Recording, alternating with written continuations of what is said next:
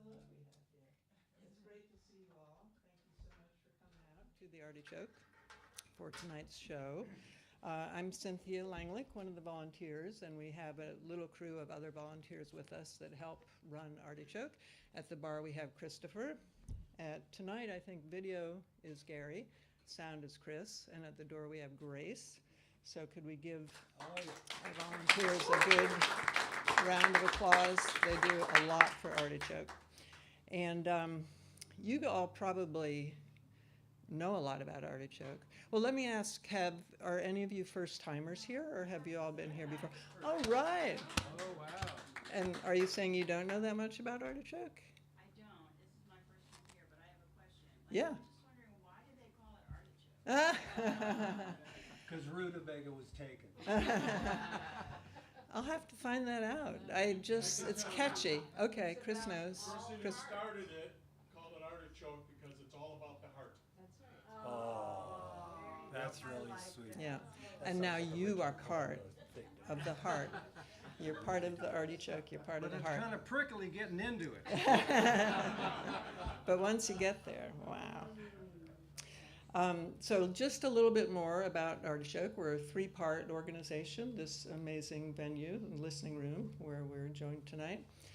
We've got 2 other parts. We've got a store and a school. And the store sells a variety of mostly stringed instruments and some other instruments, mostly on consignment, but great instruments. So we invite you to patronize the store. There's entry-level instruments and more rare and special instruments.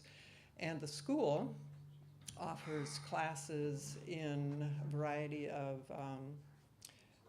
music, learning, singing, and a lot of stringed instruments again, harmonica. I'm sorry, he says mic here. Oh, higher up? Yes. Imagine that. Okay. We got it. But you were hearing me, right? So we've got a harmonica class going on tonight, for example, and others. So check out the website for classes and join us to learn whatever musical talent you've been itching to learn. I think that's about it for my blurb on Artichoke. So tonight, well, I want to remind you to put the ringer off on your phone. And sometimes people want to know about the bathrooms. There are 3 bathrooms, one here that's better to not use during the show, and there are 2 out the curtains, and go to the left and you'll see one restroom up the stairs and one restroom further into the back of the store. And if you've got any questions or concerns, come find me and I'll try to help you if I can. Oh, I do want to say, so tonight is essentially a benefit for Artichoke, so we are so grateful that Portland FolkMusic Society is joining us tonight, and the proceeds are going to help run Artichoke, which we really appreciate. We are a 501c3, so we welcome your consideration for donations at any time. We've got different opportunities for donations, sponsorships, et cetera. We can work with you in any way that you might be interested. But tonight, we do invite you to consider generous tips for the musicians that are with us tonight, and here's the tip jar if you're so inclined. We've got 3 amazing artists. David Ingerson is with us doing Irish vocal music. Has been singing Irish and playing Irish music for many decades, has spent quite a lot of time in Ireland. And a little tidbit I found is that he actually has sung in operas. Right, David? Oh. That's many lifetimes ago. Well, it's a cool background. So And yes was the answer. Yeah. we got you on that one. Take the credit. Just take it. Take the win. In the middle, John Silliman Dodge has been playing, writing, and composing for over 50 years. He performs quite a bit in Portland, but also in Cape Cod, sort of bi-coastal arrangement, not bad. Very nice. And offers us a wide range of styles, from Bach to Hendrix to flamenco and more. And we'll be finding out about that. And a guy with 2 names, McClellan or Momac, or Morris Momac McClellan. He comes from a background of American roots music. His work features a range of old country music, blues, rock and roll, classic folk, contemporary folk, and some of his own compositions as well. So that's our lineup for tonight. Again, we're so glad you're here. We hope you enjoy yourselves. There's refreshments at the bar. Hope you get into the music. It's a little rock and roll, whatever you're interested in. So let's give our artists a big round of applause and a welcome.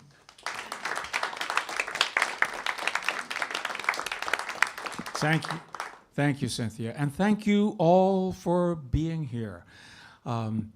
You have made the decision and to spend your time and some of your money to be here, and we really appreciate it. I'm David, on the board of Portland FolkMusic Society, and PFS is also a 501c3 promoting folk music throughout the Portland area. We have song circles, we have 2 sets of concerts, and an amazing calendar of folk events. Almost every day in the Portland area there are folk events that you can find on our website, portlandfolkmusic.org. And I have a bit of bad news. Joe Hickerson died the other day. Joe Hickerson was the head archivist of the folk music and culture collection at the Library of Congress for 35 years. There is probably no one in the world that knows as much about American folk music as Joe Hickerson. And we were fortunate that he spent the last 15 years of his life here in Portland. He's also the co-author of Where Have All the Flowers Gone? And he was a performer himself for many years, back in the 50s and 60s. So the Irish have a good attitude about death that is symbolized in this song. So join me. The chorus is the last line of each verse, and you'll pick that up really quickly. I've traveled all over this world, and now to another I go. And I know the good quarters are waiting to welcome old Rosin the Bow, to welcome old Rosin the Bow, to welcome old Rosin the Bow. And I know the good quarters are waiting to welcome old Rosin the Bow. When I'm dead and laid out on the counter, a voice you will hear from below, saying, send down a hogshead of whiskey to drink with old Rosin the Bow, to drink with old Rosin the Bow, to drink with old Rosin the Bow, saying, send down a hogshead of whiskey to drink with old Rosin the Bow. Now get your half-dozen stout fellows and line 'em all up in a row. Let 'em drink out of half-gallon bottles to the memory of Rosin the Bow. To the memory of Rosin the Bow, to the memory of Rosin the Bow. Let 'em drink out of half-gallon bottles to the memory of Rosin the Bow. Now get these same half-dozen fellas and let 'em all stagger and go, and dig a great hole in the meadow, and in it put Rosin the Bow, and in it put Rosin the Bow, and in it put Rosin the Bow. go and dig a great hole in the meadow, and in it put rosin the bow. Now get you 2 half-gallon bottles, put one at me head and me toe, with a diamond ring scratch upon them the name of old Rosin the Bow. The name of old Rosin the Bow, the name of old Rosin the Bow, with a diamond ring scratch upon them the name of old Rosin the Bow. I hear that old tyrant approaching, that cruel, remorseless old foe. And I lift up me glass in his honor, take a drink with old Rosin the Bow. Take a drink with old Rosin the Bow. Take a drink with old Rosin the Bow. And I lift up me glass in his honor, take a drink with old Rosin the Bow. Thank you.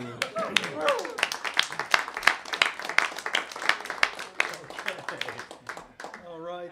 And John will be next. We'll just be taking turns, and then Mo.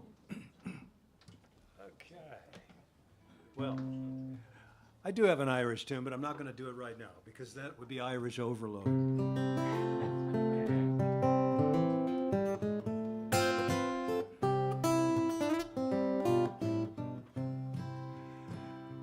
I sometimes joke that John Prine wrote this song about a month after he died.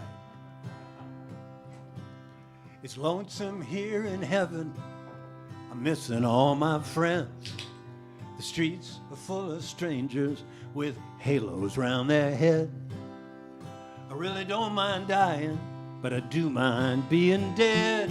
It's lonesome here in heaven, and it's messing with my head. It's lonesome here in heaven, they got all kinds of rules, like you got to love your neighbor even when he's being a fool. And every day is Sunday, there ain't no Saturday night. It's lonesome here in heaven underneath the guiding light. I went to see St. Peter down by the pearly gates. I said, "Excuse me, mister, there must be some mistake." So he pulls out the big book. Sure enough, there's my name. It's lonesome here in heaven, and I don't know why I came. No cussing, no card game, no reefer, no way. Ain't no easy women out beyond the Milky Way. No liquor, no hangover, ain't no hell to pay. You wake up in the morning, that's as good as you feel all day. You know the trouble with forever? It just takes too much time. Now all I get for dinner is some wafers and some wine, and there's always somebody singing down by the riverside. Only they don't know the good songs, just in the sweet by and by. By and by. When I think of old Hank Williams, it always makes me cry. Just like old Hank Williams, I'm so lonesome I could die. Since I'm dead already, you have to wonder why. It's lonesome here in heaven, lonesome here in heaven. I'm so lonesome here in heaven, I could lay right down and die.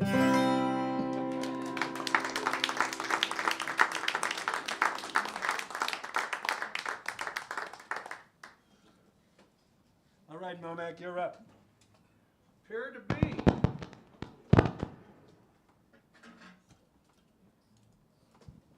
Well, golly, I was going to save this song for a little later, but since we're on the subject of death.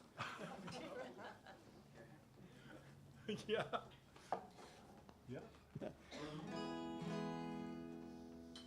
Let's see, I can't hear mine.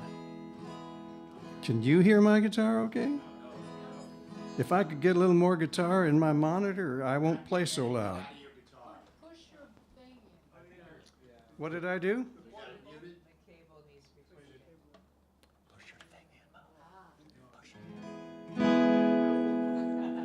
Right you were. I became unattached. Now it can be a little quieter in the monitor now that we've made contact. So this is a song about a near-death experience. So it's not really about death so much. So anyway.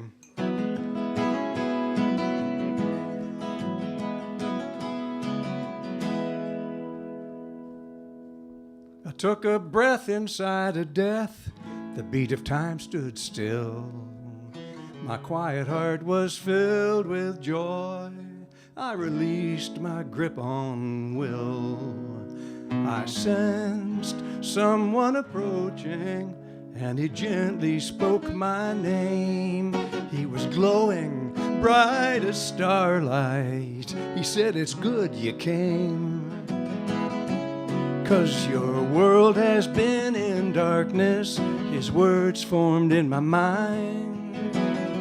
Wandering souls have been misled. Separation made them blind. But since the solstice of the ages, the darkness is undone. And in the battle for the heart of all, the light has already won. He said the light has already won, and the golden age begun. And I know this truth in every part of me. Oh, the light is already won. What battle do you speak of? This thought came out of me. And then a flood of images, war and hate. Every vile thing did I see. Oh, this vision cast me down so low that I cried out in despair. I was all alone and filled with fear. Could love still reach me there? And then I felt a deep vibration, and the darkness broke apart. And a golden light from the source of life was filling every heart. And every face of every race now saw themselves as one.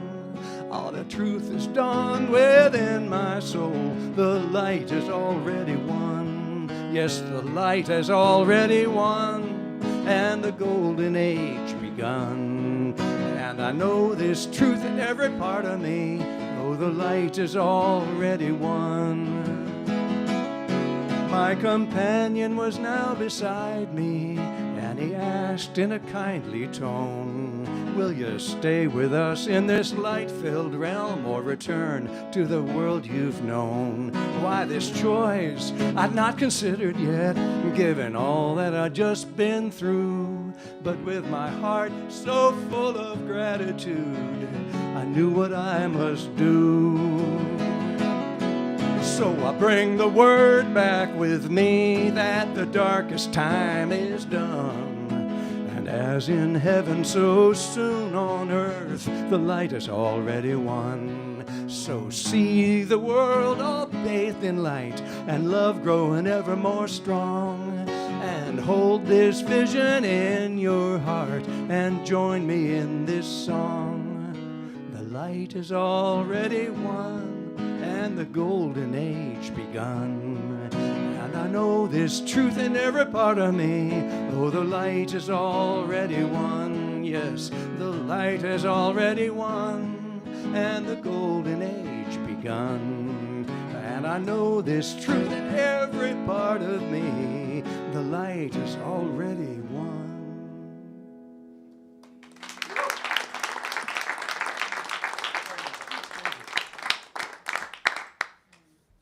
Thank you, Mo. Boy, that's great. Heard it first here. As Cynthia mentioned, I have sung on an opera stage, a community opera stage. I was classically trained, clarinet major, actually. And I played a bunch of different instruments and then was looking for a new instrument, but I didn't have any money. So I thought, well, my voice doesn't cost anything. And that was when I discovered Irish music, the old style Irish music, where before the Clancy Brothers and their guitars, which is wonderful. In fact, that's how I first got introduced to Irish music. And then I heard this song. This song is it's called The Shores of Loch Bran, which is a little tiny lake in County Leitrim. And it's a song about an American wake. Now, when people left, as so many did ever since the famine, left Ireland for America, they would almost never be heard from or seen again. And it would be as if they had died. And so very often, the last night at home was they were waked. And that's what this song is about. And just a couple things about it that attracted me. I was amazed, first of all, that it was just the naked voice, but that each verse was a little different in melody, in ornamentation, in rhythm, and that it seemed to be kind of interpreted along the way. Anyway, set you down, loyal comrades, set you down for a while, till I spend my last hours round Erin's green isle. Come lift up your glasses and we'll drink hand in hand. For tomorrow I'll be leaving the shores of Loch Bran. No more will I wander round Harknet's green hill, or the old forge or the old spot that I love so well, that was down by the mill.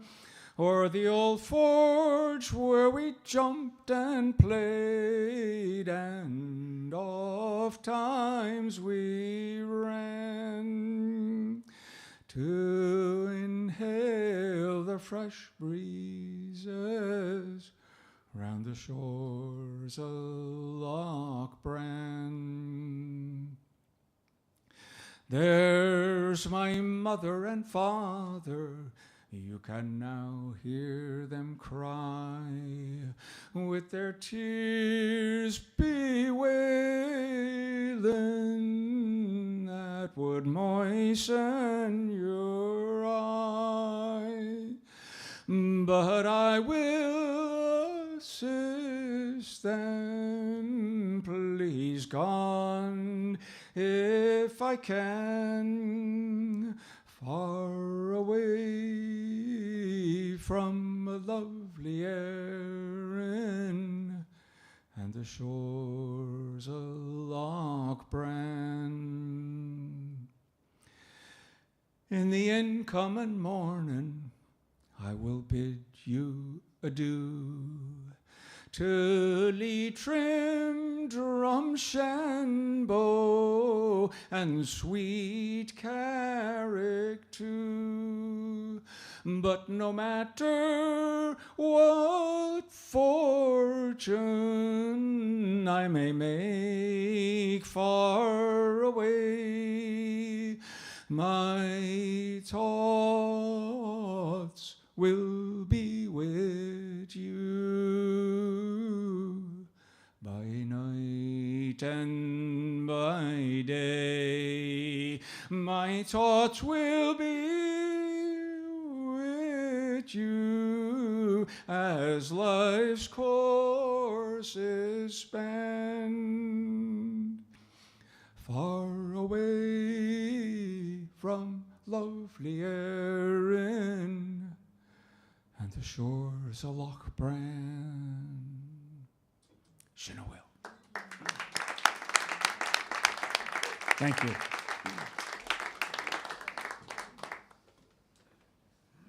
All right, now I gotta do an Irish song about leaving. God, this one-upmanship is killing me.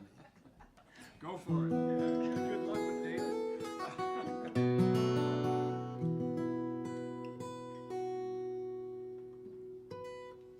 So, since early this past winter, I've written a songwriting column for the Portland FolkMusic Society's newsletter.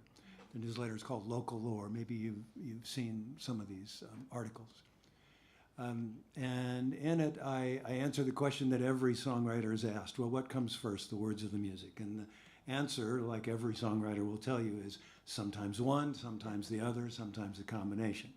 So I had this melody, simple little snippet of melody, kind of Irish character in my head for the better part of a year. I was thinking about my father and his people who came from the north of Ireland in the 1780s, early immigrants to America. And then suddenly one little bit of lyric popped in, and I recognized I was in the middle of a ghost story. So I had to write the beginning and I had to write the ending. So this is called The Ballad of Sean Murphy.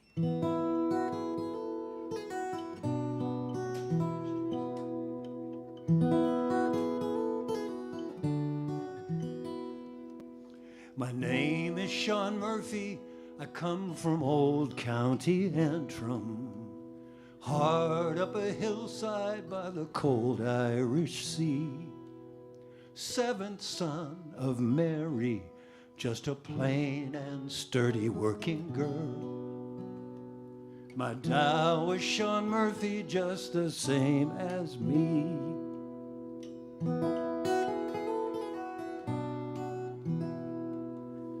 One day he did tell me, I've got nothing to give you. My name's the sole measure of your poor legacy. So it was I found myself on a ship bound for America, where fame and good fortune there awaited me.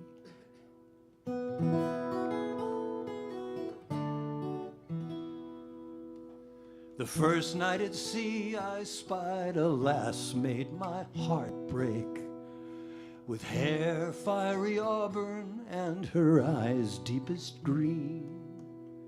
There, Sean Murphy, boy, said I, is your lover for this brave new world. A beautiful mother for your family to be. We sailed our new love across the great rolling ocean, beaming with joy at what our future might be.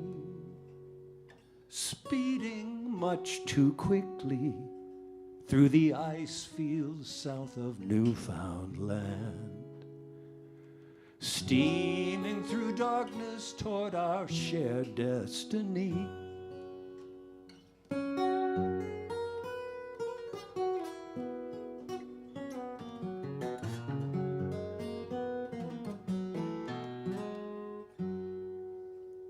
Last thing I remember before the cold took all our breath away. My name is Sean Murphy, would you remember me?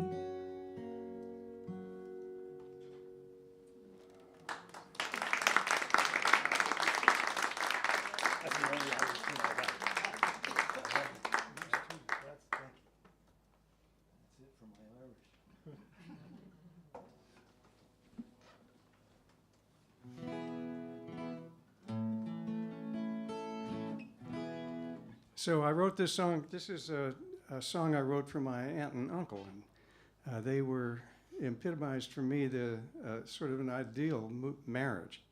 They were partners to each other in their work and raised 4 kids together, and just I looked at them as really idealistic, and it's not that far from the truth, even for a little boy to look out and see that.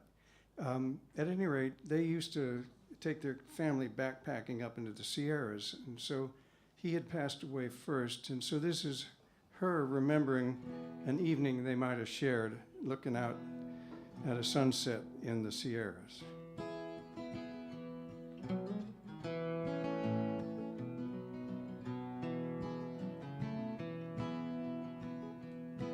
It was evening on the mountain, over the Sierra peaks, a golden sun was going down. So many colors in those cloudy streaks, scarlet, purple, pink, and misty blue. And slowly as the earth did spin, the sun disappeared from view, and I watched that golden light go out with you. And when sunset comes on any given day, grace is to have a loving soul around. And it was you, always you, I was glad to be next to when the evening sun went down. And when the sun winked out that evening, the chickadee stopped his call, and soon twinkling filled the sky. The constellations, oh, we name them all, Andromeda, the eagle, and the swan. When I think of that sweet evening, Lord, I feel such gratitude to have watched the storied stars come out with you. And when sunset comes on any given day, grace is to have a loving soul around. And it was you, always you, I was glad to be next to when the evening sun went down. When the evening sun went down. The holy winter freezes and the sacred spring renews. If you've ever loved, grief becomes your friend. A golden presence shared my path as the earth beneath us turned, and every season in its time must end. And when sunset came on any given day, grace was to have your loving soul around. And it was you, always you, I was glad to be next to when the evening sun went down. It was you, always you, I was glad to be next to when the evening sun went down. When the evening sun went down.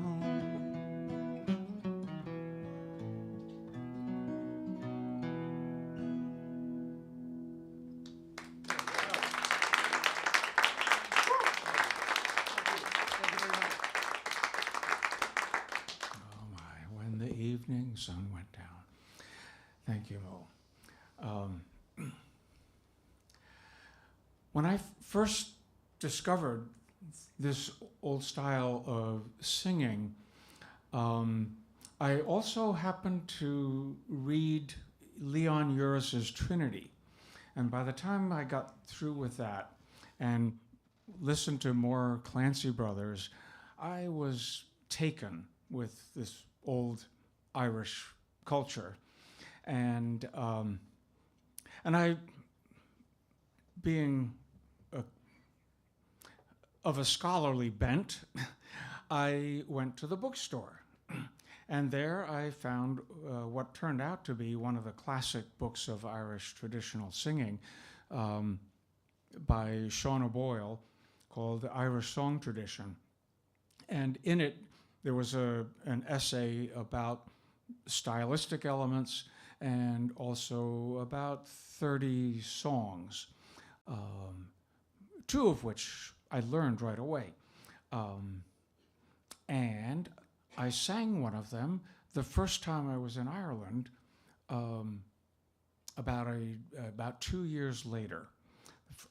This was 1982, and I was at the Willie Clancy Summer School, which is now, I would say, probably the biggest music festival in Ireland, biggest traditional music festival. When I was there back in '82, it was small enough that I actually got a turn in the singing sessions, and I sang this song that I got from the book, and I sang it as it was written in the book. One pleasant summer's morning, when all the flowers were springing, oh, 1, 2, 3, 1, 2, 3, just like it was written in the book. And after the session, I was lucky enough that one of the main scholars of Irish traditional singing came up to me, and she said, "You got that song from a book, didn't you?" And I said, "Well, yes." The subtext being, where else do you get a song from, right? And she said, no. That's not the way we do it. We listen. We listen to songs, and we pick them up orally. And if you look carefully at the song you just sang, One Pleasant Summer's Morning, when all the flowers were springin', oh, there's 3 beats in each line. But the way you were singing it, one pleasant summer's morning, there's 4. Why is that? Because the person who transcribed the song felt that they had to fit it into Western conventional music style. 4 beats, 4 measures in a line, 4 lines in each song. And that's just not the way it's done. And so I learned. I listened to a bunch of other people, and this version of it is mostly from, oh, come on, what's her name? Sorry, it's not coming to me. Anyway, instead of one pleasant summer's morning, one pleasant summer's morning, when all the flowers were springing, oh, nature was adorning, and the wee birds sweetly singing, oh, I met my love near Banbridge town, my charming blue-eyed Sally, oh, she's the queen of the county down, my flower of Maharally, oh.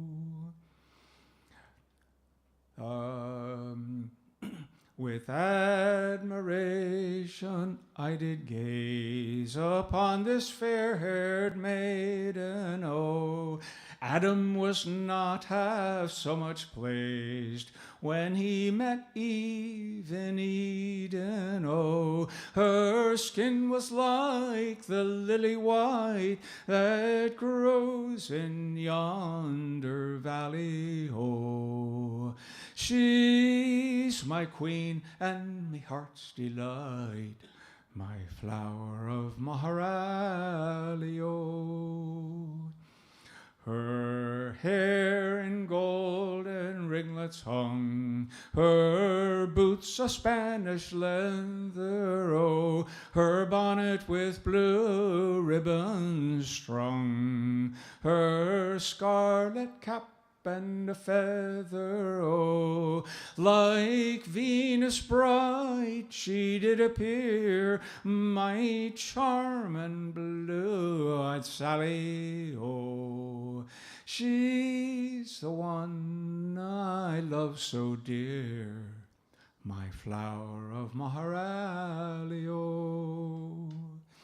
I hope the day will surely come when we'll join hands together. Oh, it's then I'll bring my darling home, in spite of wind and weather, oh, and let them all say what they will, and let them reel and rally, oh, for I shall wed the one I love, my flower of Maharali, oh.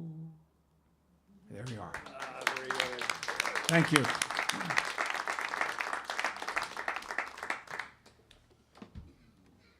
From a book. Outrageous. From a book. Okay.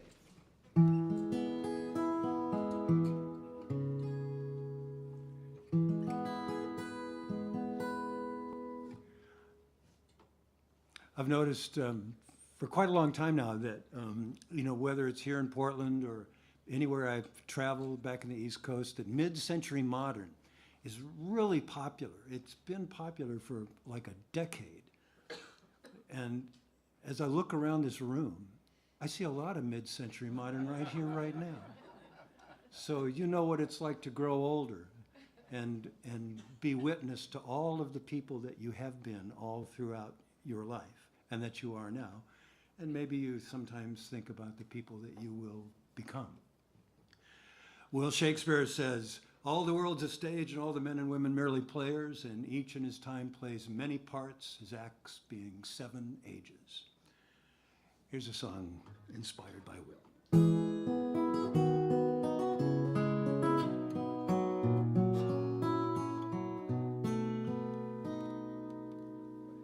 I used to be young, you wouldn't know it to look at me now.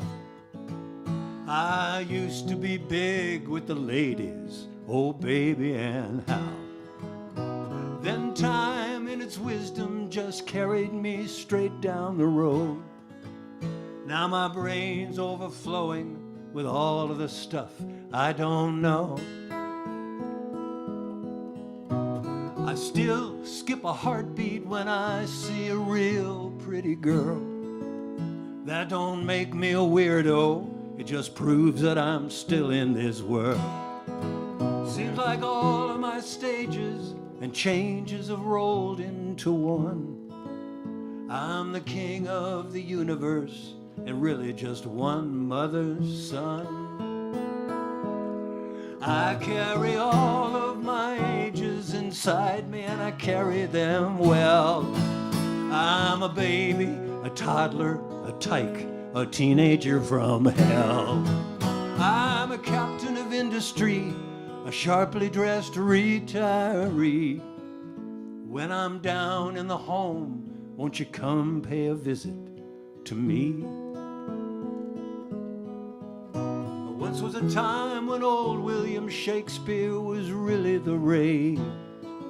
He said we fret and we sweat and we flutter hour on the stage. We walk on 4 legs in the morning, 2 in the afternoon, then 3 legs in the evening, and the whole show is over too soon. You'll never be smarter than you are when you're 22. Oh, but I'm here to tell you, my darling, I've got one on you.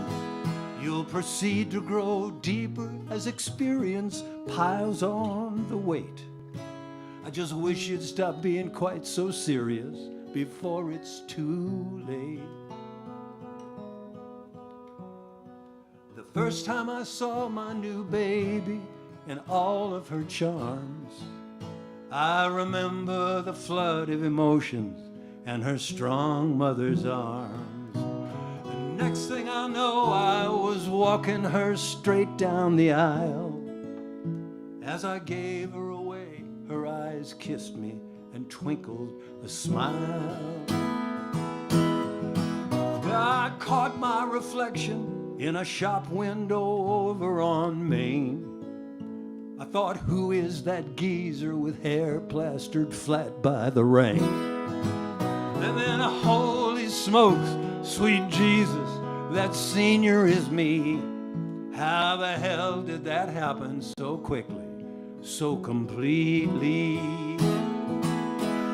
I carry all of my ages inside me, and I carry them well. I'm a baby, a toddler, a tyke, a teenager from hell. I'm a captain of industry, a sharply dressed retiree. When I'm down in the home, won't you come pay a visit to me? When I'm down in the home, won't you come pay a visit to me?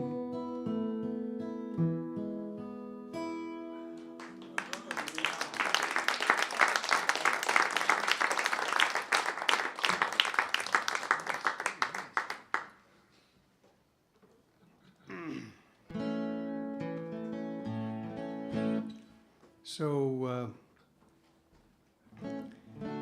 David's expounding about all he knows about Irish stuff and his experiences with that. I love that he knows so much. It's great. He can share that with us. So I'm going to tell you a little bit about what this song was, how it was written, because Johnny Horton had a big hit with a tune called Honky Tonk Man. You remember that? Well, I'm a honky tonk man. That's better. And I can't seem to stop. I love to give the girls a whirl to the music of an old jukebox, but when my money's all gone, I'm on the telephone hollering, hey, hey, mama, can your daddy come home? Well, I decided that was a little misogynist. I just, I sang it when I was a kid because it sounded so cool, and hell, it was Johnny Horton. But so, anyway, I stopped singing that song, but I kept that little lick. And so, a completely different point in time, when I was no longer a teenager from hell, my daughter, who was by then a 20-something singer-songwriter in her own right, I'll name drop Raina Rose. If you run into Raina Rose, go see her. She's great. She's my daughter. But she had been thinking something over, and she got up and she stomped into the hallway, and she said, "Universe says yes." And I thought, well, hell, I'll go write that song. So I went downstairs and I wrote the song, and I stole that lick from Johnny Horton, and here's how it came out. Come on, let's play it. You can do this. Steal from the best. Yeah, right. Aha.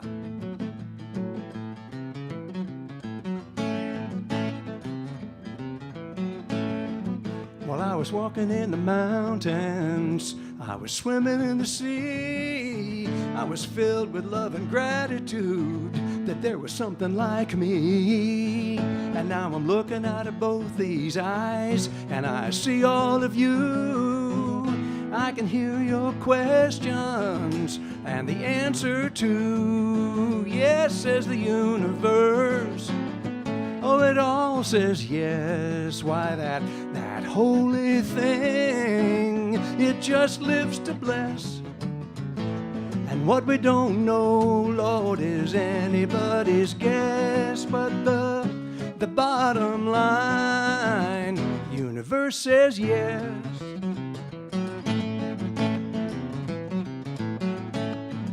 Can you be rich as Croesus? Can you be poor as a dog? Can it seem like it's all uphill, or can you fall off a log? Well, that's the trouble with free will, baby.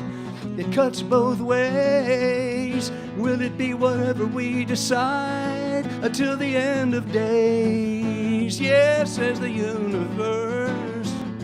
Oh, it all says yes. Why, that holy thing, it just lives to bless. And what we don't know, Lord, is anybody's guess. But the bottom line, universe says yes.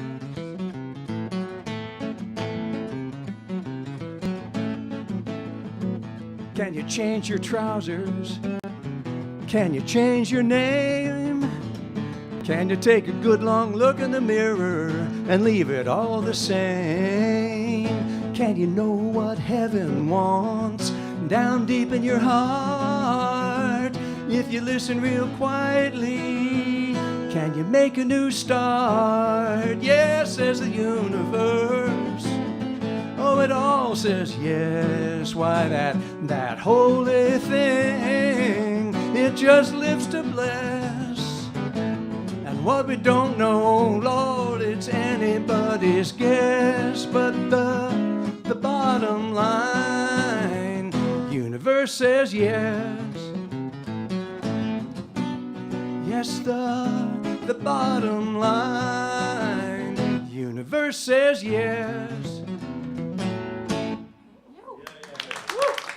All right. Mac and John Silliman Dodge. We'll take a 15-minute break. What's that? We have to stop? Sure, we'll take a break. And please patronize the bar there.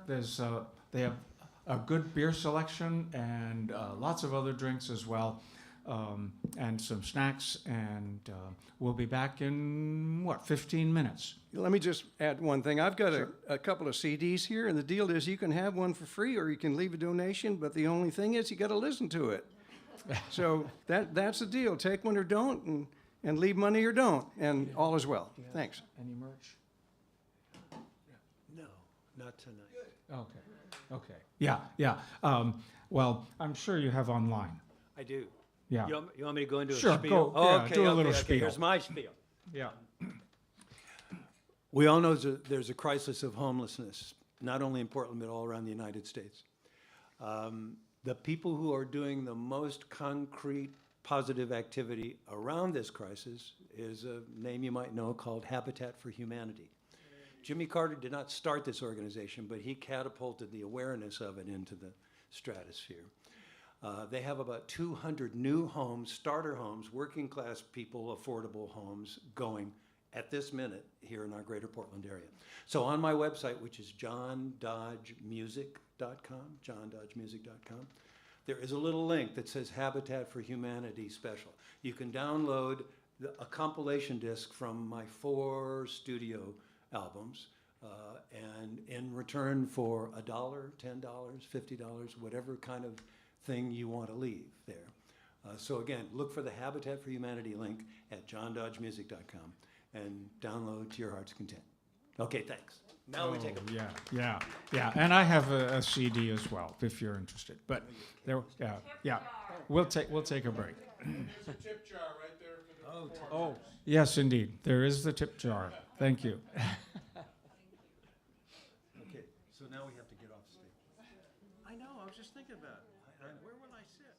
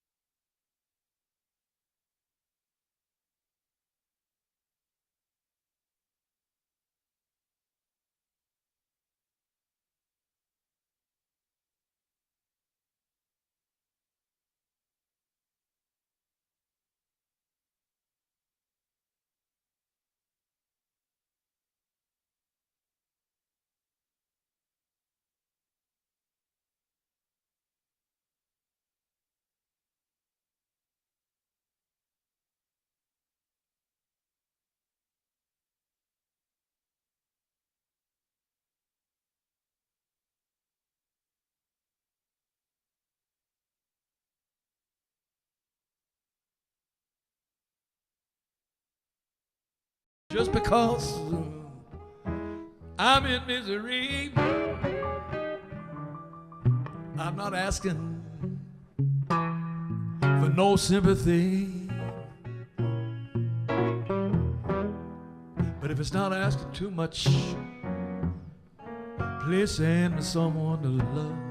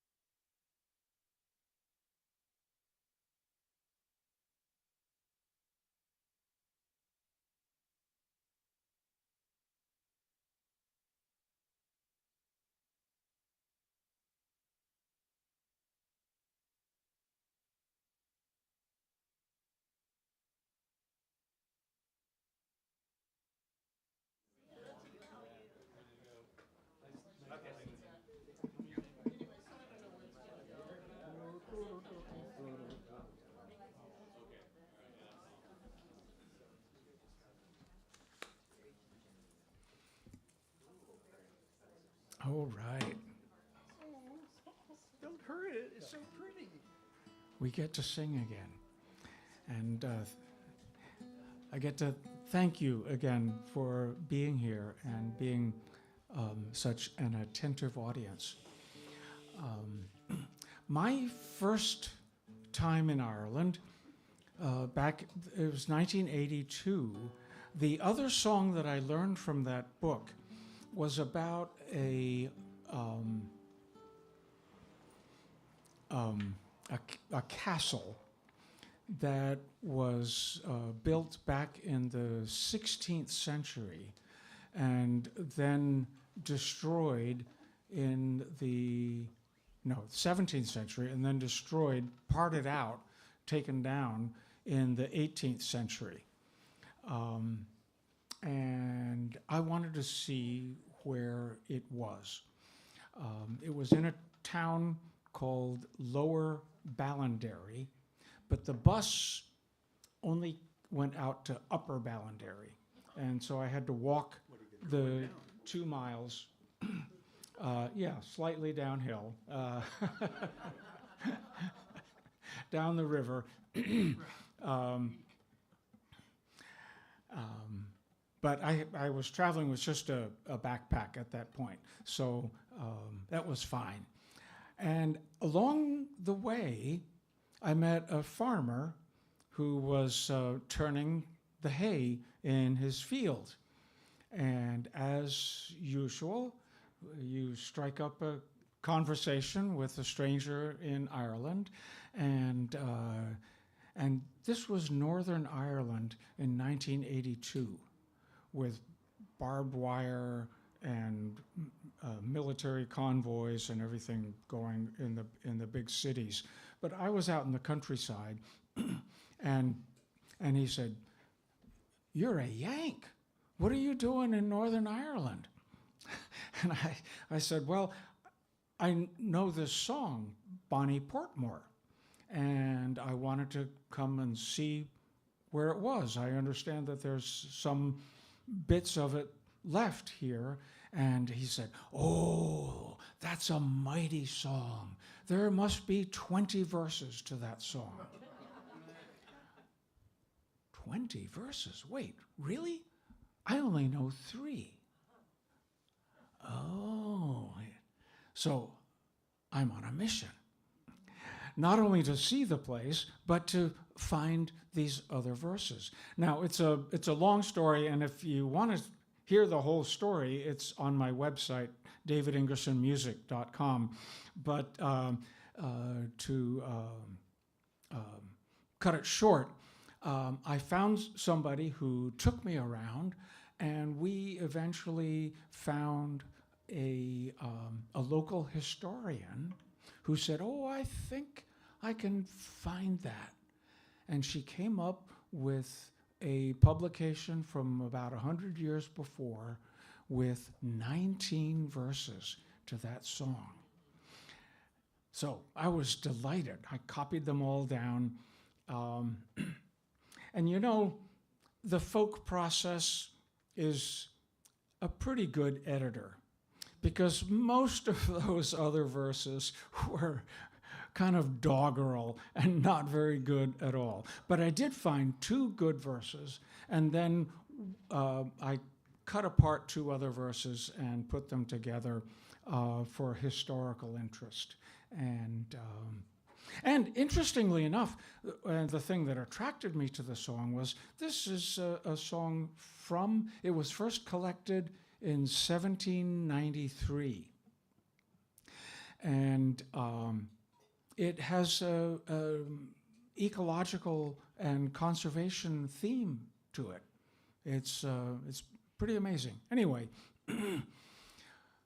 Oh, Bonnie Portmore, you shine where you stand, and the more I think on you, the more I think long. If I had you now as I had once before, all the Lord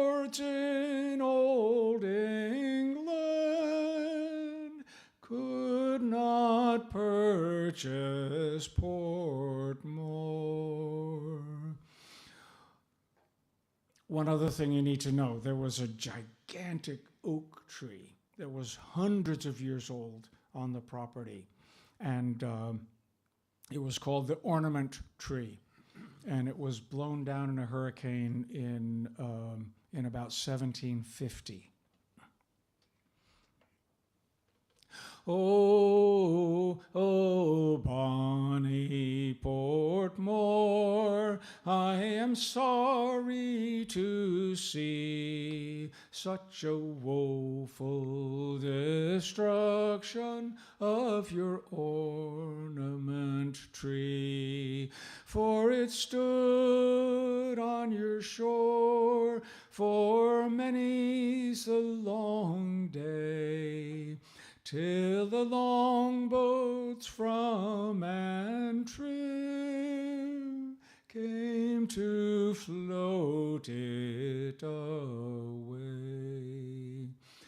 All the birds in the forest, they bitterly weep, saying, where shall we forage, and where shall we sleep? For the oak and the ash, they are all cut and down, and the walls of bonny Portmore,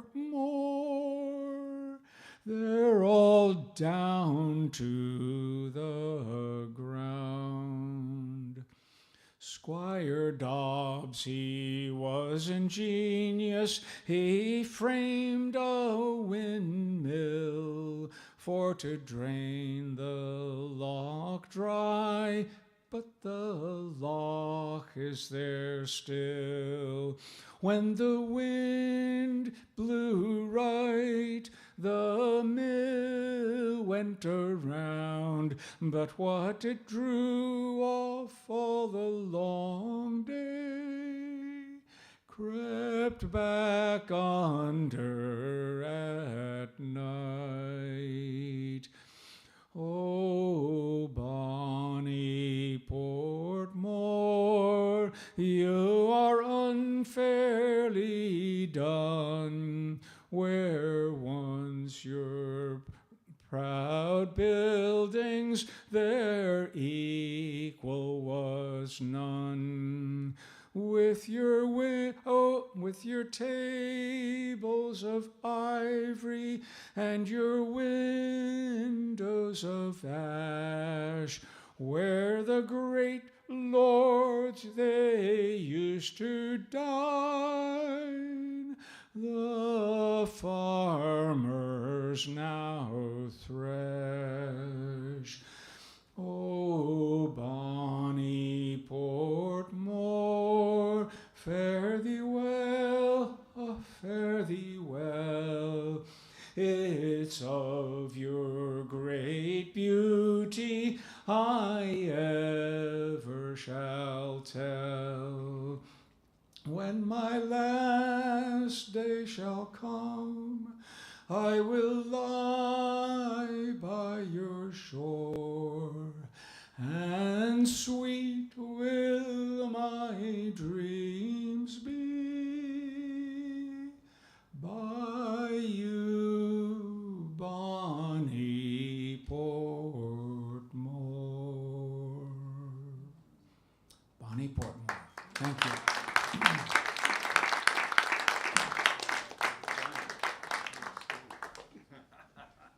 Okay. Here we go. You see, I got a different guitar here. This is a Spanish guitar. It's actually a flamenco guitar, but of course, you don't have to play Spanish music or flamenco music on it. I love it because it weighs about 7 ounces. And the only downside is you'll look at it sideways and it goes out of tune.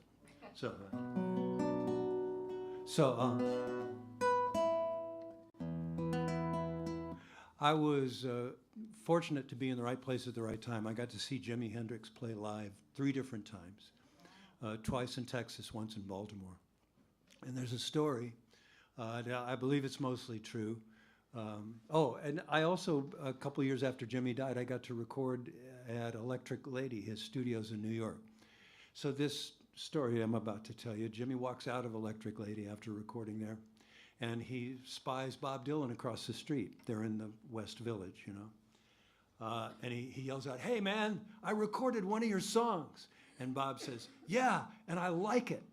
So Bob has his version of this song, and Jimmy, of course, has his. And here's mine.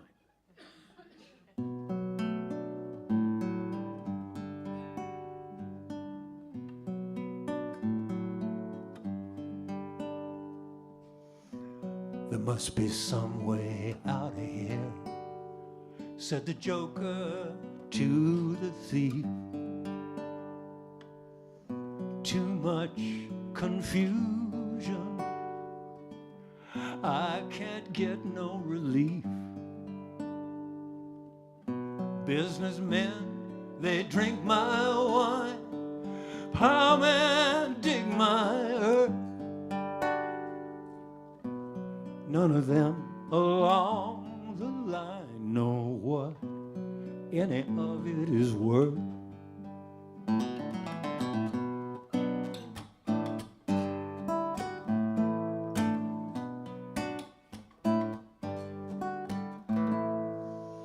No reason to get excited. The thief, he kindly spoke. There are many here among us who feel that life is but a joke. But you and I, we've been through that, and this is not our fate. So let us not talk falsely now, because the hour is getting late. All along the watchtower,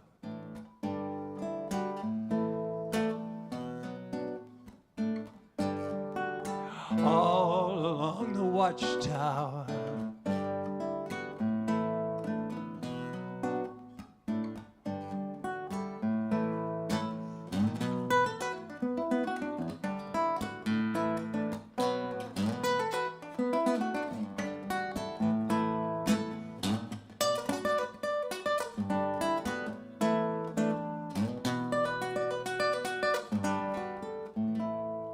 all along the watchtower, princes kept the view, while all the women came and went, barefoot servants too. Outside in the distance, a wild cat did growl. Two riders were approaching, and the wind began to howl. All along the watchtower,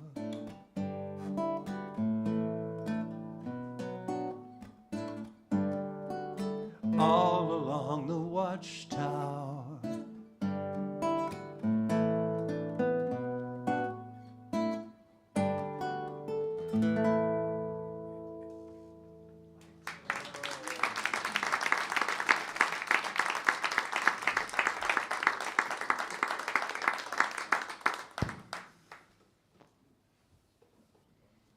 That was great.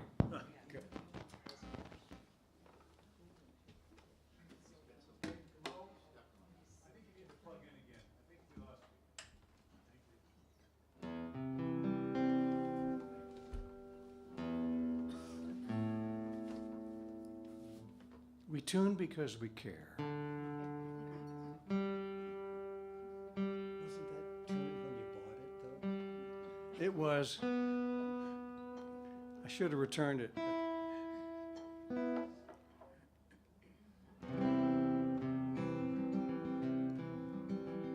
This is a song I wrote for my mom after she passed away.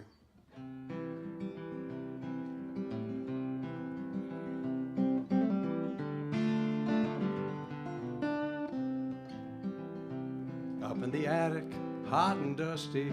It smelled of dry, unfinished wood. I found my granddad's keepsakes from his days of parenthood. There were letters from a daughter who had married and moved away, reports on life's grand adventures, and a child was on the way. Of the photos she had sent him, he had framed one for his room, taken by her husband on a hillside all in bloom. The sun shone down so brightly on a day when all was right, and her beauty filled that meadow as she danced there in the light. She was dancing in the light, she was dancing in the light. Her eyes were shining upward, she was taken by delight, and the flowers she had tossed were at the apex of their flight when my father's snapshot caught my mama dancing in the light. To see my mother young and vital in the fullness of her prime, I seemed to lose my grip somehow. I stepped outside of time. How long has she been gone now? But my heartache still remains. Since the year that I lost my mama, I have never been the same. But now this photo in its frame has caused my sadness to be still. I don't know how it's done it, perhaps I never will. All the pictures I have of her I value more than gold. Oh, but this one I will cherish. Yes, this one I will hold. She was dancing in the light, she was dancing in the light. Her eyes were shining upward, she was taken by delight. And the flowers she had tossed were at the apex of their flight when my father's snapshot caught my mama dancing in the light.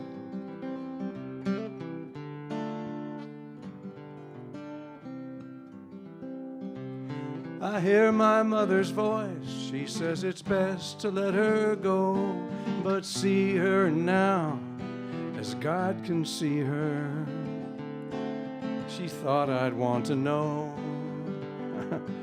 She thought I'd want to know that she is dancing in the light. She is dancing in the light. Her eyes are shining upward. She is taken by delight. Her soul had its own journey as she tried to do things right. And I see her now as God can see her. She is dancing in the light. She is dancing in the light. She is dancing in the light. Her eyes are shining upward. She is taken by delight. And the flowers she had tossed were at the apex of their flight when my father's snapshot caught my mama dancing in the light.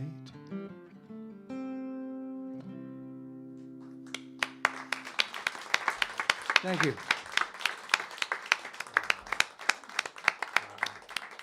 Love that song. Thank you, Mo. And now for something completely different. I've recently gotten into storytelling, and I have a pretty extensive library of Irish books, and including 7 shelves of fiction. And you can imagine that there are lots and lots of short stories.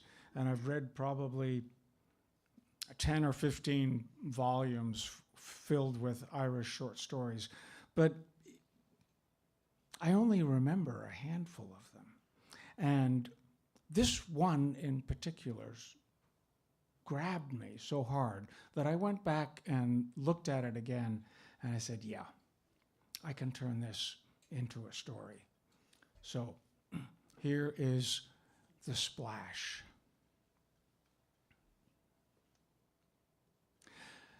The night was inky black, only the stars shone in the sky. I had picked this moonless night on purpose because, you see, no one would be about.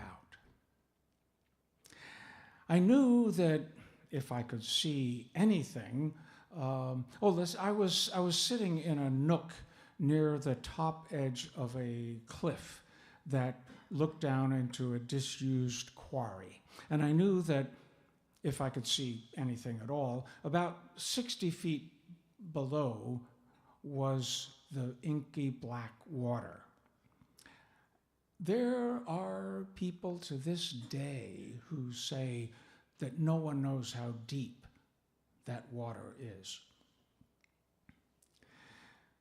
For some strange reason, at this of all times, I felt the need for a cigarette, and so I indulged myself one last time and got a cigarette out of my pack. I was just about to strike the match when I heard something. Now, the night was primordially silent, but there were footsteps. Someone was approaching. I hunkered down. I knew that no one could see me, but I surely did not want anyone knowing that I was here this night. And I heard the footsteps getting closer and closer. And soon, sure enough, against a pale silhouette of a woman against the stars in the background came walking toward the top edge of the cliff. And I suddenly realized what she was about to do. And I said, don't do it. She started, and I could see her head turn in my direction.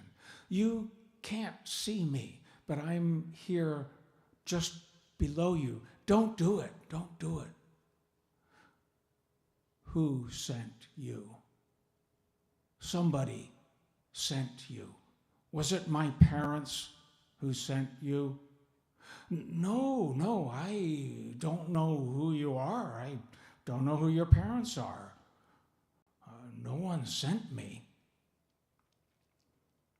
In the brief silence that followed, I was just flabbergasted at the chances of meeting like this.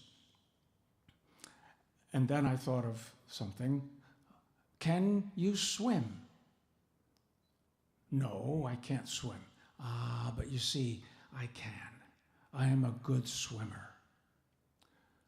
Well, I would do it again. Oh, you're determined. Tell me the reason, and if it's a good one, I'll let you go. I could see her shoulders drop.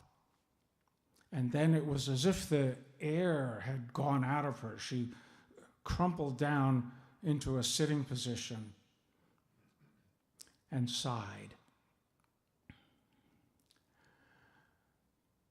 I am a good girl. I come from a good family. My parents, they're good people. I am their only child. I'm 17, and I'm going to have a baby. Do your parents know? Yes, I told them. And they said nothing.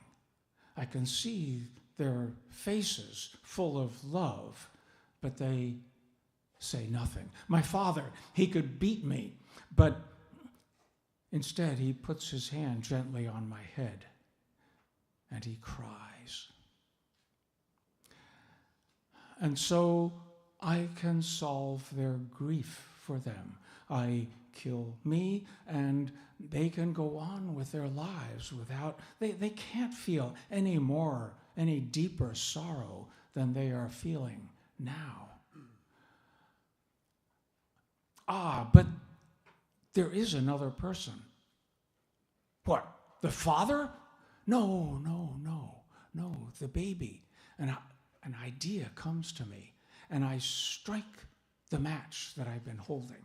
The flare of the match blinds me, but I know that she can see my face.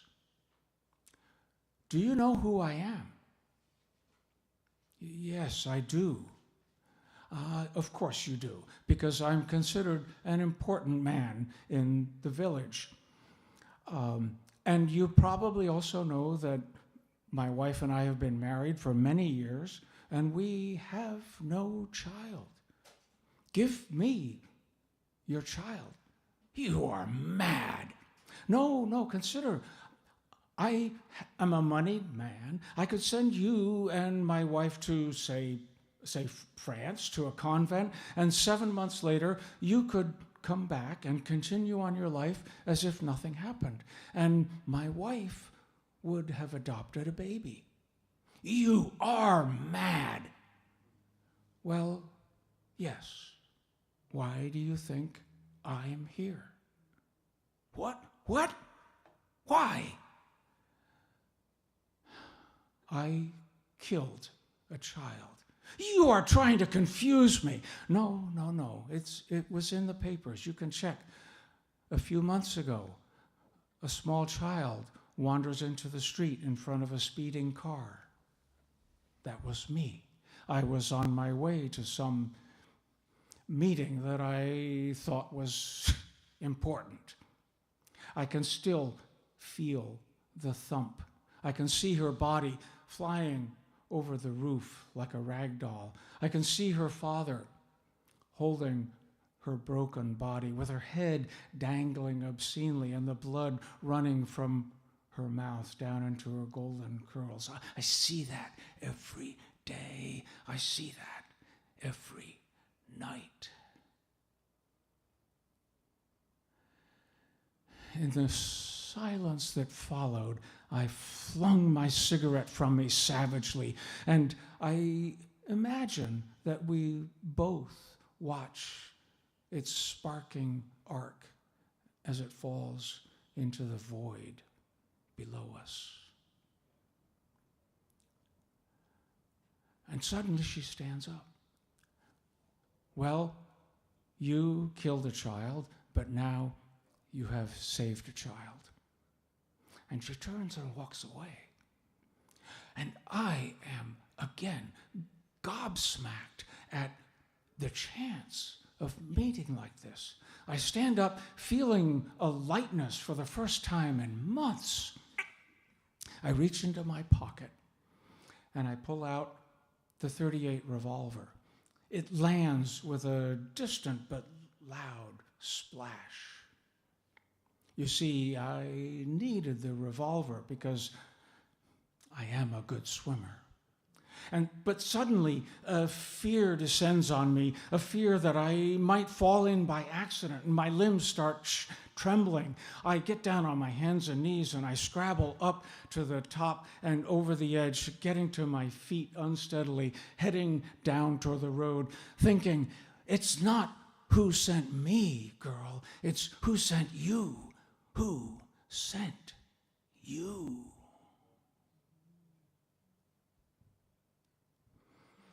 Thank you.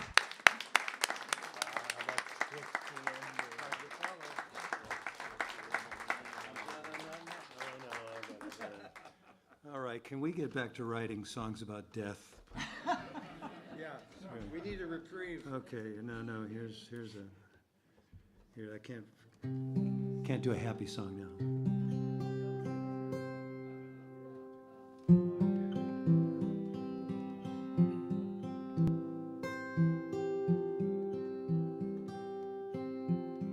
If I could be water,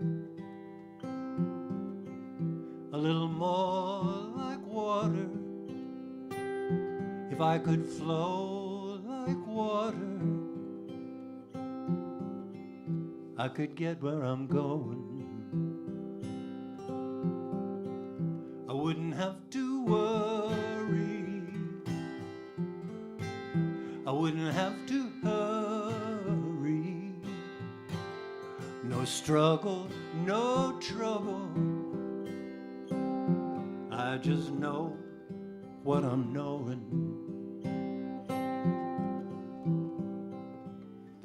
I'd be gentle, I'd be strong. A placid pool, a river long. I would fill the mighty ocean with my last measure of devotion. If I was your brother, your sister, your mother, would you take me for granted? Would you treat me unkind? If I was your family, even though you don't know me, would you still forsake me? Would you leave me behind? I'm the one who knew you first, gave you birth and quenched your thirst, imbued you with your sense of wonder, and tucked you in as you went under.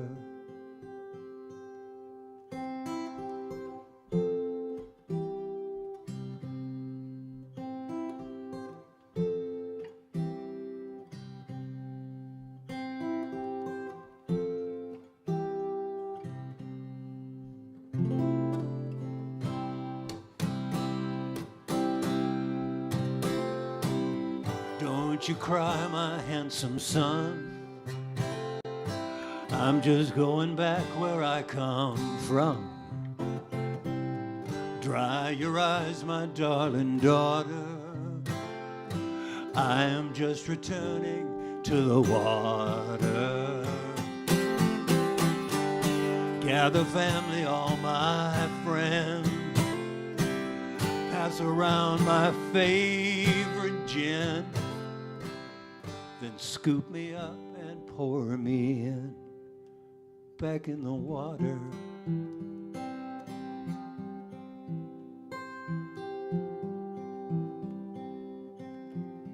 If I could be water, a little more like water. If I could flow like water, I could get where I'm going.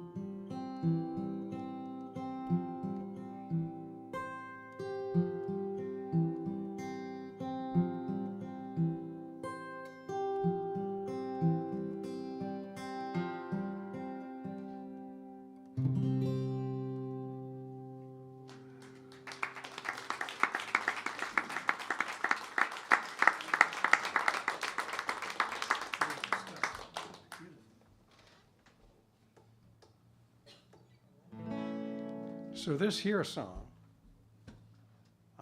this here song, this song's about a place that probably exists in almost every town of a certain size in the United States of America, which is a place called the Welcome Inn. And I hope that almost every Welcome Inn every Friday night has an event which is like an open mic. So this is a song about that. So here we go.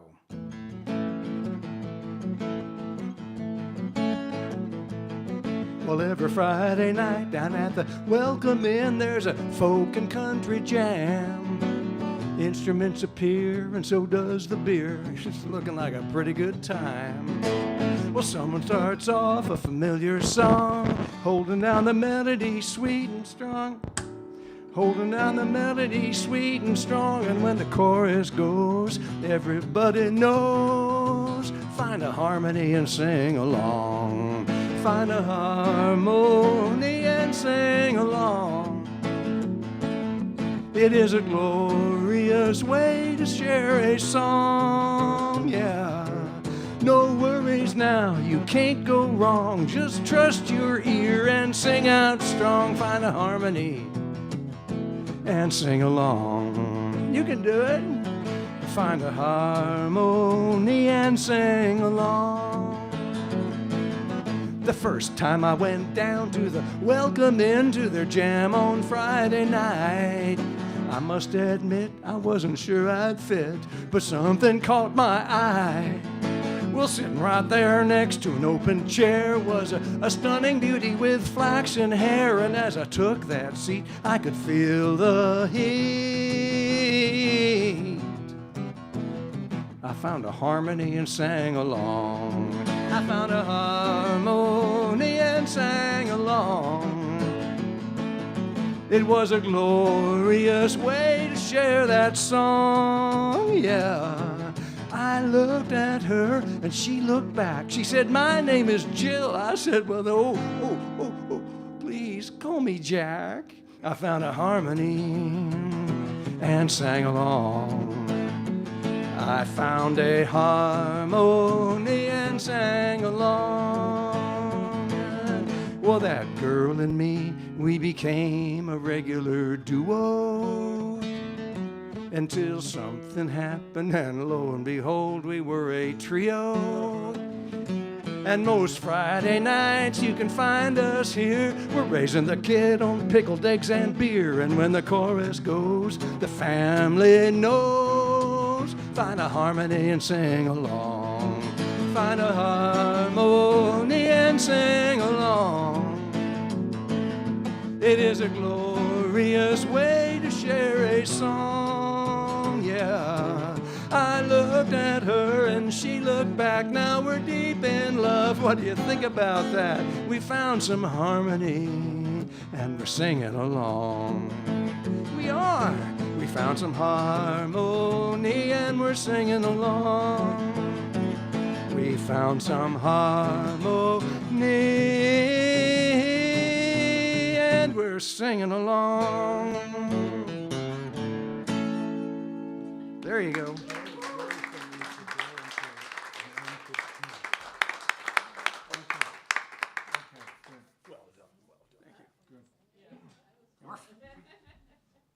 All right. Thank you, Mo. The second year I was in Ireland, I went to the folk club that they used to have at Slattery's in Dublin upstairs and listened to one of their folk rock bands there and heard this song. And I went up in the interval to the singer and I said, "I've got to have that song." And he said, "Well, it's too long for me to give it to you, but it's on this album and it's in this book." And he gave me the names of them. Well, again, I was on a mission, and the next day I went out to bookstores and music stores and found out immediately that the book had been out of print for 10 years, and the album was out of print for 8 years. But they have lots of used bookstores and used music stores in Dublin as well. And I spent the rest of the day searching and not finding anything. Every once in a while, a bookseller would say, "Oh yeah, we get that book in here once in a while," but it disappears off the shelf right away. And then someone suggested, "Why don't you go to the library?" Doy. So I managed to get to the library just in time to get the book out of the shelves and copy down all the words. But I still didn't have the tune. Anyway, I went that night to a friend's house who had invited me for dinner and told him what I had been doing all day long. And he said, "Oh, I have that album." And so I was meant to get this song, and you're meant to hear it now. It's from the music hall tradition and worked its way into the Irish tradition. A short time ago, boys, an Irishman named Doherty was elected to Senate by a very large majority. Sure, he felt so elected that he sent for Dennis Cassidy, who owns a bar room of a very large capacity. Ross says, Doherty, go over to the brewer and order 100 kegs of lager beer and give it to the poor. Then go over to the butcher shop and order up a ton of meat. Be sure the boys and girls have got all they want to drink and eat. They made me the senator to show them me gratitude. They'll have the finest supper ever given in this latitude. Tell them that the music will be furnished by O'Rafferty, assisted on the bagpipes by Felix McCafferty. Sure, whatever the expenses are, remember, I'll put up the tin. And anyone who doesn't come, be sure and do not let them in. Then Cassidy at once sent out the invitations, and everyone who came was a credit to the nation. Some came by bicycle because they had no fares to pay, and all those who didn't come made up their minds to stay away. 2 by 3, they all rushed in the dining hall, old men and young men and girls that were not men at all, deaf men and blind men, men who had the chicken pox, single men and double men, men who had their glasses on. Well, in a few minutes, nearly every seat was taken, till the tap rooms and mushrooms were packed to suffocation. When everyone was seated and we started to lay out the feast, Cassidy says, rise up and give us each a cake of yeast. He then said as manager he would try to fill the chair. We then sat down and all looked over the bill of fare. Well, there was pigs' heads, goldfish, mockingbirds and ostriches, ice cream, cold cream, Vaseline and sandwiches, blue fish, green fish, fish hooks and partridges, fish balls, snowballs, cannonballs and cartridges. We ate oatmeal till we couldn't hardly stir about, ketchup and hurry up, sweet kraut and sauerkraut, dressed beef and naked beef, and beef with all those trousers on, soda crackers, firecrackers, Cheshire cheese with breeches on, beef steaks and missteaks were down upon the bill of fare, roast ribs and spare ribs, and ribs that we couldn't spare. Well, there was reindeer and snow deer and deer me and antelope, and the women ate so much melon the men said they can't elope. Red herons, smoked herons, herons from old Isles, bangalow, fruit cake, sausages a half a mile, hot corn, cold corn, corn cakes and honeycomb, red books, sea bass and sea foam, fried liver, baked liver, Carter's little liver pills, and everyone was wondering who was going to pay the bill. Well, we ate everything that was down upon the bill of fare, and we looked on the back just to see if any more was there. Now for dessert, we had ice picks, toothpicks, and a piece of skipping rope.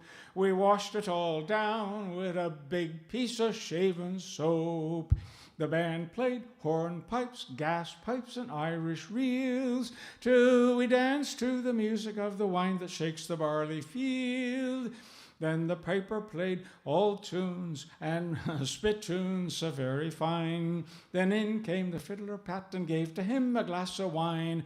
Arrah, a finer set of dancers you never set your eyes upon. And anyone who couldn't dance was dancing with his slippers on. Some danced jig steps, door steps, and Highland flings, till Murphy took his knife out and tried to cut the pigeon's wings. When the dance was over, Cassidy told us to all join hands and sing this good old chorus. Should old acquaintance be forgot, whoever yous might be, but think of the good old times we had at the Irish Jubilee. You! Thank you. Wow. Okay.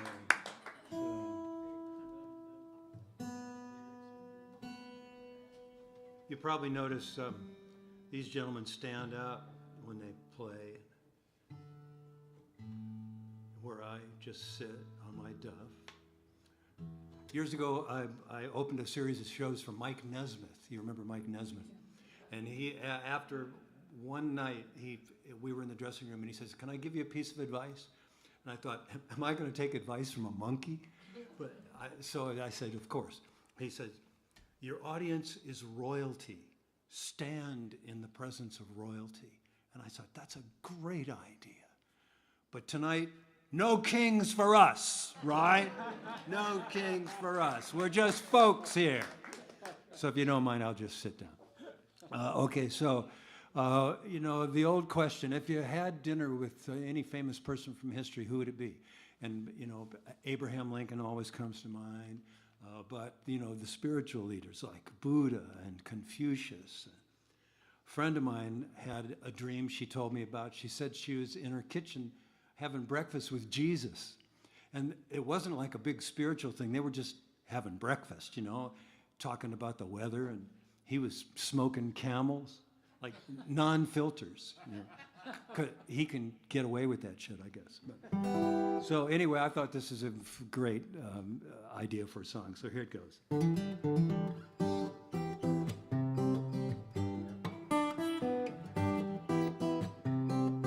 Let me get that again.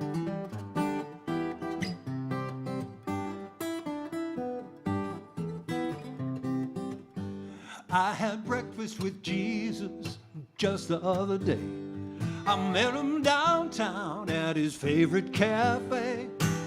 I had the pancakes, he had the eggs.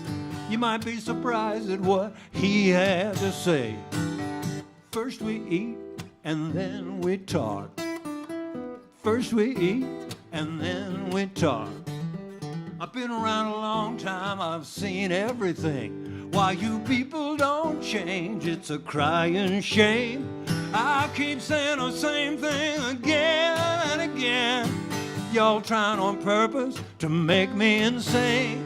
I don't care if you're a Muslim, a Christian or a Jew, a Buddhist or a Baptist or a cool Hindu. Don't make no difference if you're none of the above. The answer's the same. The question is love, baby.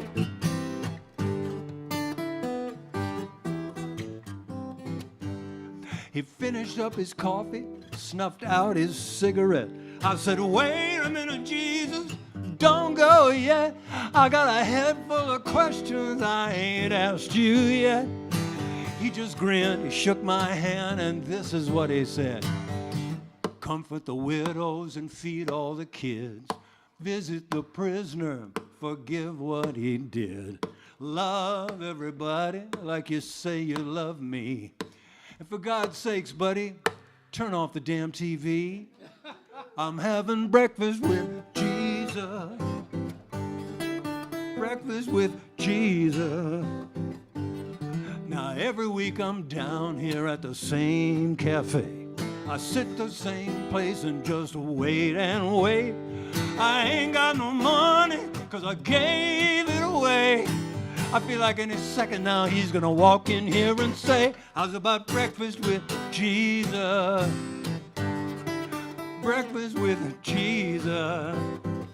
I'm having breakfast with Jesus. Breakfast with Jesus. You could sing it too. I'm having breakfast with Jesus. Breakfast with Jesus. One more. I'm having breakfast with Jesus. Breakfast with Jesus.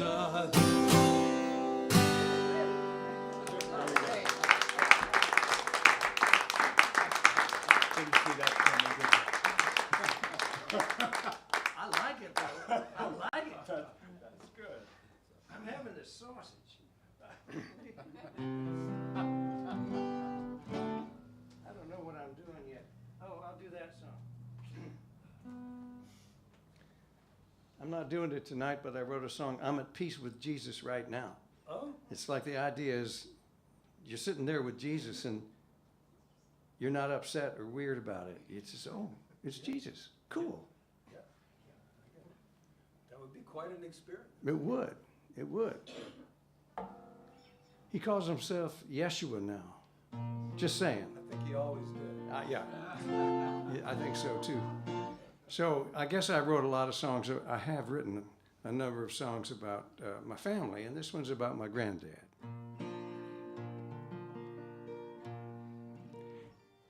There was a minister at the Unitarian Church where I go was going to give a sermon on the letter that she'd write to leave her kids, that they would leave after she passed.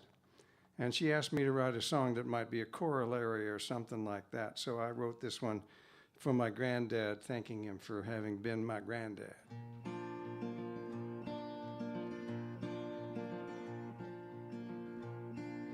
I guess I was about 20 when you died.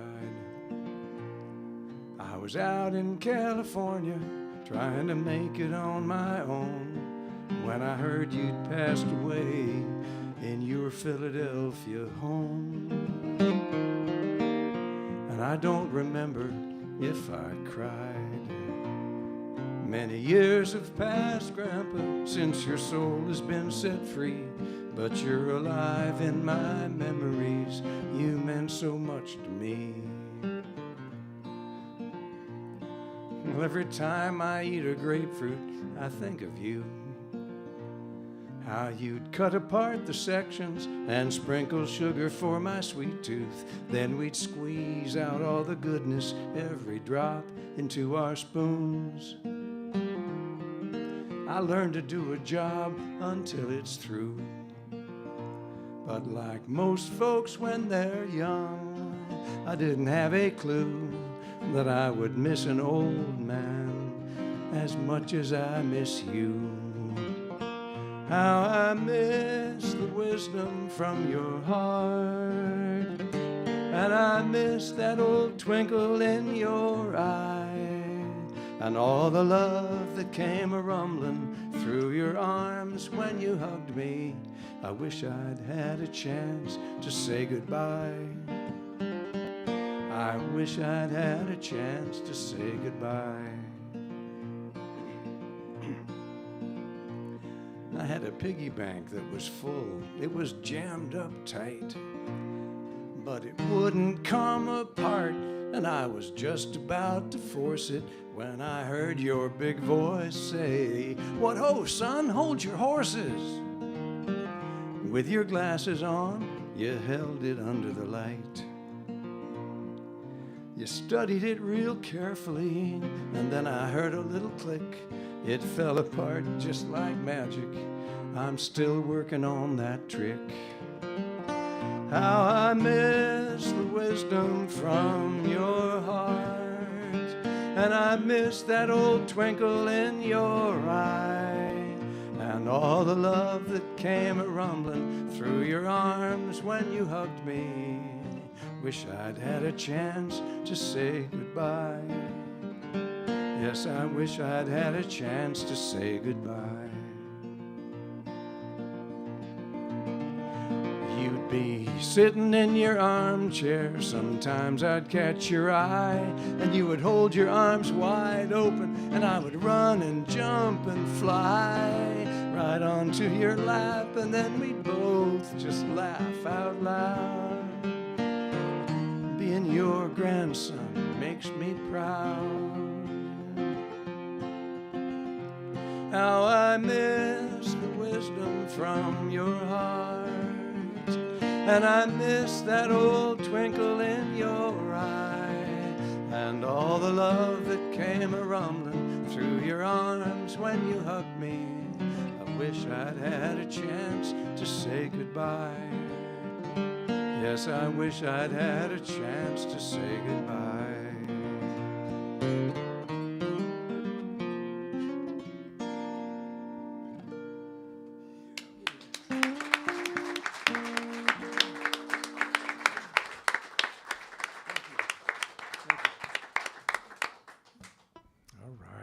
Thank you, Mo.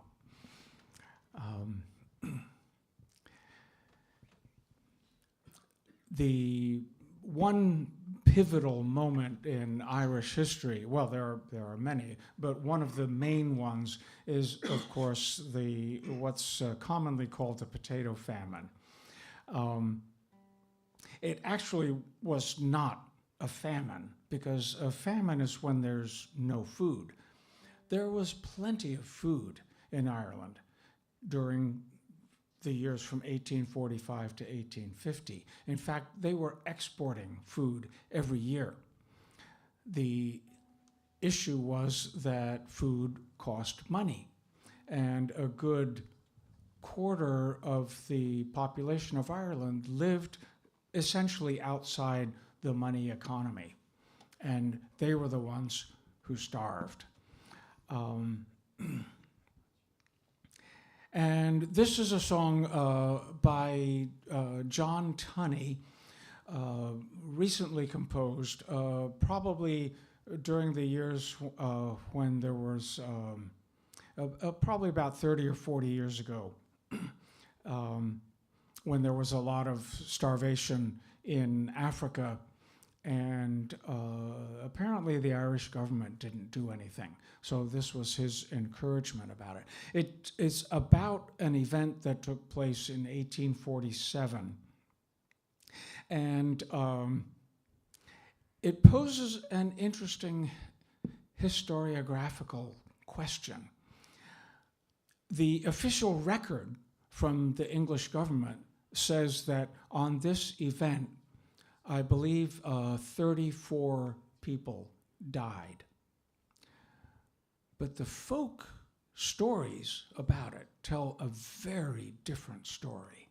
And this is that story. You have heard them speak about Mozambique and of Africa's famine tide, of how few take heed about and greed, of how few take heed, consumed a continent's pride. And while millions cry, 10,000s die, and our government takes no stand. But the story I'll tell's of a similar hell that happened in our own land. Early spring in Black 49, the country was on the rack. Day and night, relentless blight had consumed the tatty crop.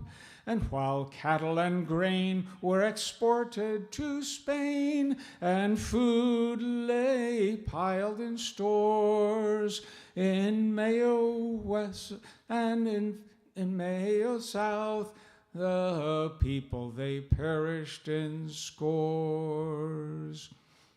Crowds were gathered in Louisburg, hoping for some relief. 'Twas said that the poor law guardians could end their piteous grief. These gentlemen kind were meeting to dine in Delphi, 10 miles away. Women and children and men, 600 strong, set out on that fateful day. Crossing the Glen Keane in full flood, some fell by the riverside, and going along the mountain track, still more collapsed and died. As hungry and weak, scarce able to speak, they thronged into Delphi town and waited in mass for some food or a pass to enter the workhouse grounds. After his meal of fine wine and veal, the guardian addressed them all.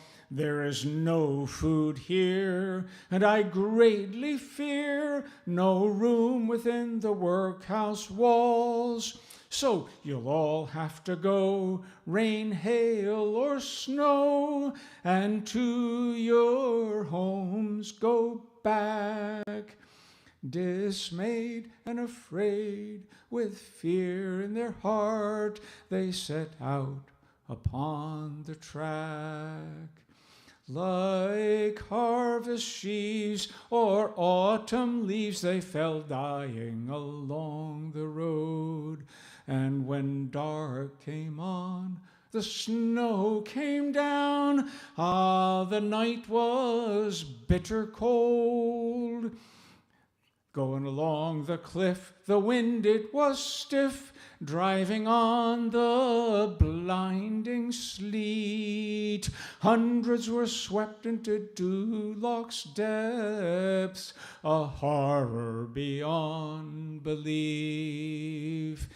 Next day, the relieving officer had a terrible sight in store, with bodies strewn along the route and littering Duloch's shores, whole families dead for want of being fed, and injustice a cry in shame, a forgotten sign to our own times when we witness the very same. For from the Sudan to Gaza and Afghanistan, famine victims they cry in need, and a nation like ours that knows this curse must surely take the lead. So remember that walk, and remember Duloch.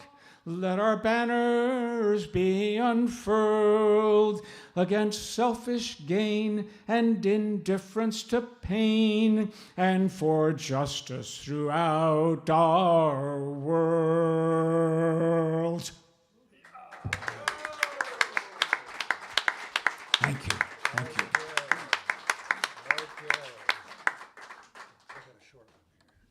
Okay. All right. Let me turn this guy up here.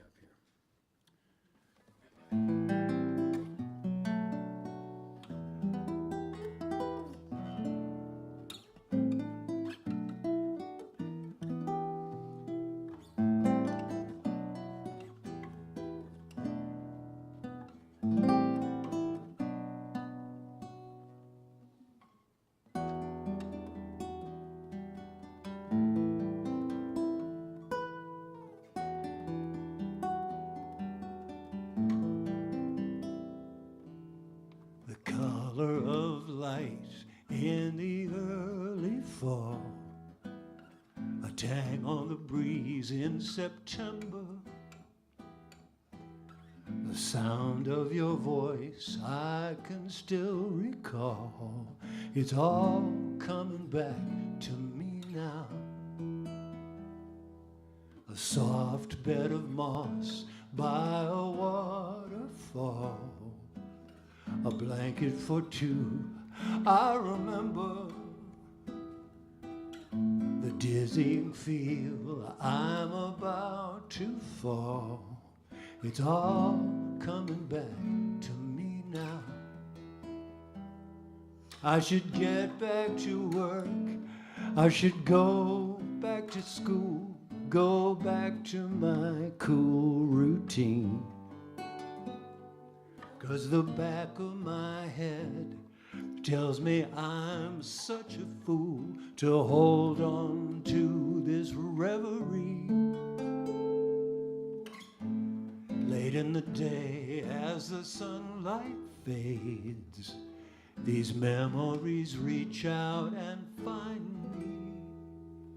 Distance and time simply fade away.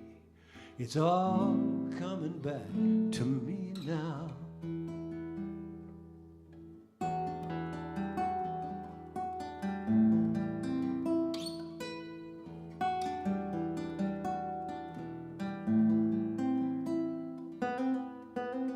Autumn leaves, falling leaves, yellow gold, red and green. Over and over the seasons roll. Again and again it's September. higher place of my soul. It's all coming back to me now. It's all coming back. It's all coming back. It's all coming back to me now.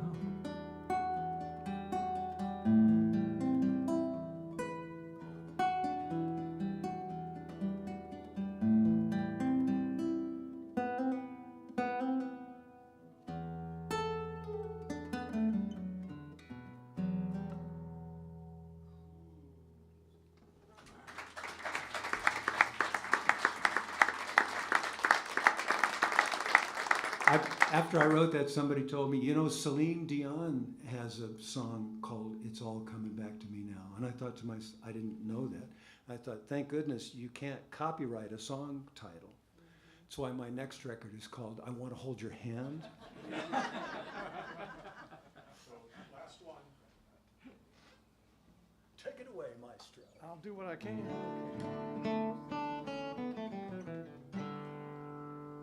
So there was a guy I was acquainted with in Berkeley, a guy named Jim Ringer. And he used to hang out with Mary McClellan, and they did albums together on the Philo label. And Jim wrote this song, and I fell in love with it. It's on my first album. And I enjoy doing it. It's called Old Father Time.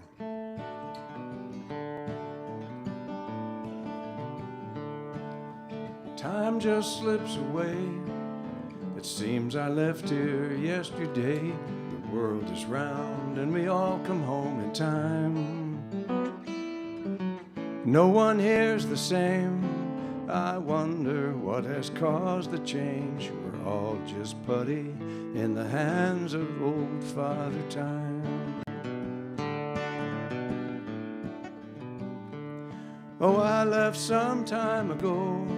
I thought I'd soon be back, you know. Somehow I just kept moving day by day. Just drifting along. Somehow the road keeps stretching on. Till before you know it's happened, half your life is gone that way. But there's a woman that I knew. She used to hang around with you. But now it seems that she's just disappeared. Well, don't mention my name. If she comes around again, don't tell her that I came back after all these many years.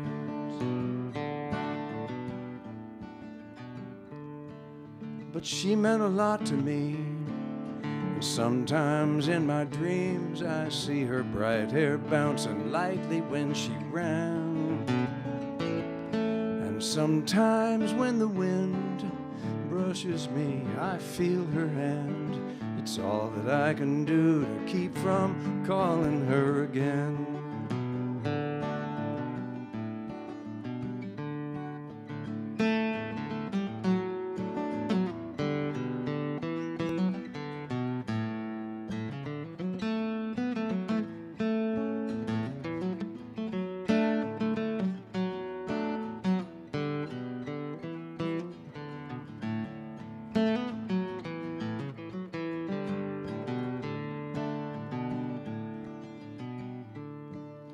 Time just slips away. It seems I left her yesterday. Oh, we all come home in time. Yes, time just seems to fly, but we keep changing, you and I. We're all just putty in the hands of old Father Time. Yes, we're all just putty in the hands of Father Time.